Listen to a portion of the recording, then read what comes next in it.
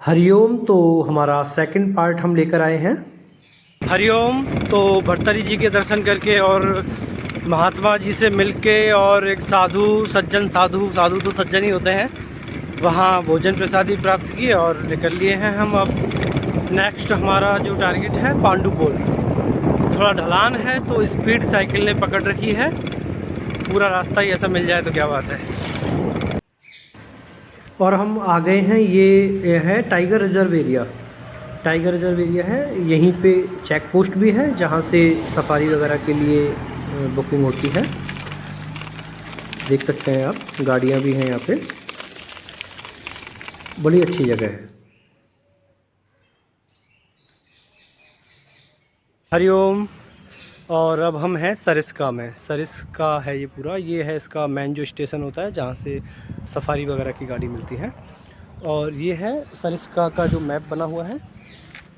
और मैं हूँ अभी काली घाटी, यहाँ पे मैं अभी पहुँचा हूँ। और यहाँ से मुझे जाना है पांडुपोल, ऐसे करके 21 किलोमीटर पांडुपोल है। कह रहे हैं लोग कि साइकिल से तो शायद अलाउ नहीं है, क्योंकि यहाँ ज़्यादा जानवरों का खतरा है। देखते हैं कहाँ तक पहुँच पाते हैं हम।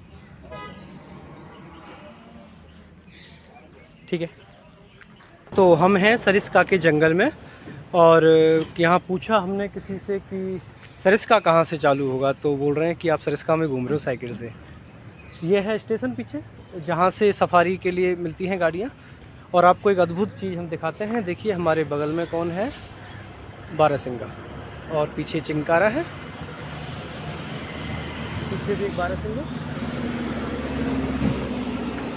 अद्भुत। और साइकिल लेके आगे बढ़े तो हम पहुंच गए हैं, देख सकते हैं आप, सरिस्का टाइगर रिजर्व एरिया। और ये रास्ता ये है पांडुपोल का रास्ता, जो कि बीच जंगल में है। पांडुपोल अगर ये जाने देंगे तो हम पहुंचेंगे वहाँ पे। कुछ लोग कह रहे हैं कि साइकिल से अलाउ नहीं है वहाँ जाना, देखते हैं क्या होता है। और जैसा कि हम बता रहे थे कि साइकिल अलाउ नहीं है वहाँ पे, तो जो गार्ड थे, फॉरेस्ट गार्ड, बड़े अच्छे, बहुत ही सज्जन लोग मुझे मिले।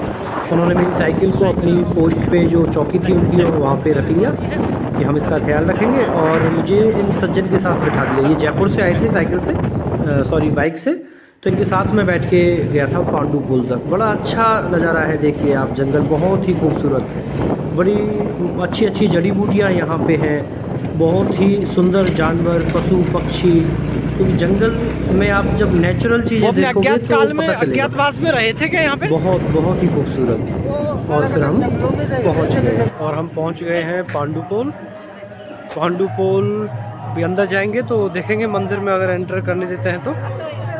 बाकी पांडुपोल का इतिहास आपको मैं बताऊं तो आपको महाभारत का एक किस्सा याद हो अगर, कि हनुमान जी जो हैं उन्होंने बुजुर्ग का रूप धारण कर लिया था और एक रास्ते में अपनी पूँछ को पटक के और बैठ गए थे।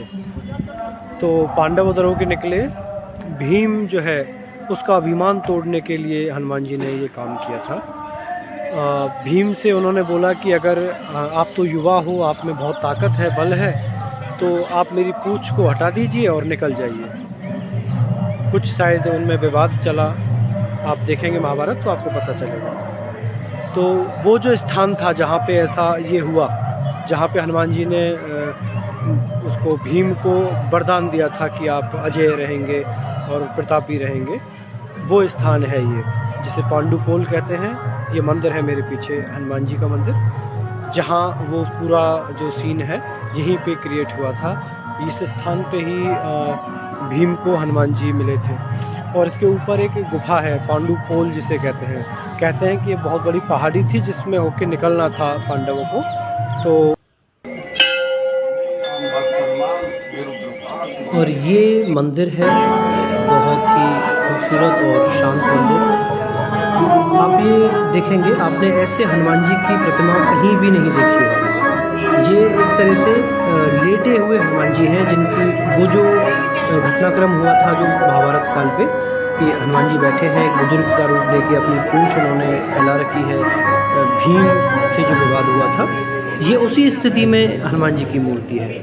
वो ऐसे ही बैठे हुए हैं, और यही वो जगह थी, यहाँ पे ही हनुमान जी ने भीम का गुरूर तोड़ा था। और ये भंडारा, और देखिए कितनी अद्भुत बात है कि शनिवार मंगलवार को ही यहाँ ये भंडारा चलता है, अखंड भंडारा चलता है और सेवा के लिए।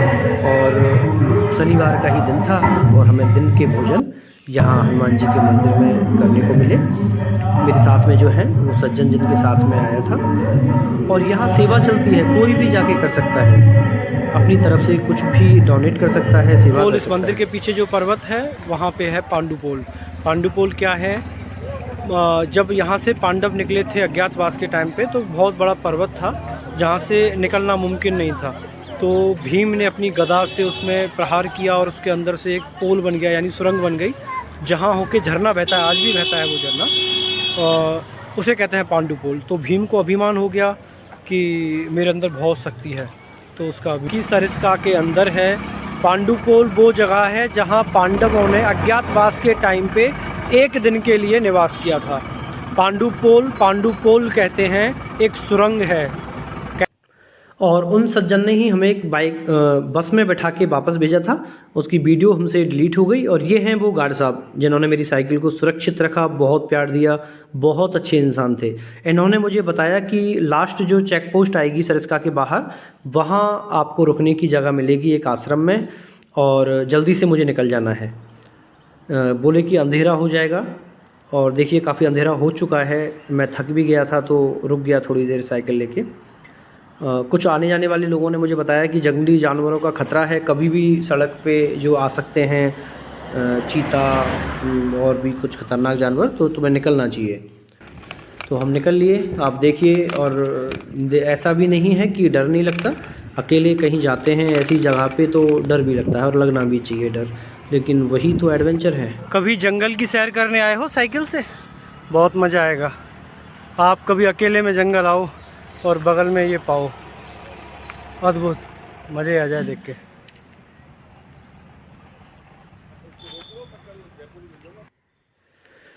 और अंधेरे के डर से हम जल्दी जल्दी निकलने लगे, कैसे करके सरिस्का का ये जंगल हम पार करें, और थक भी बहुत गए थे।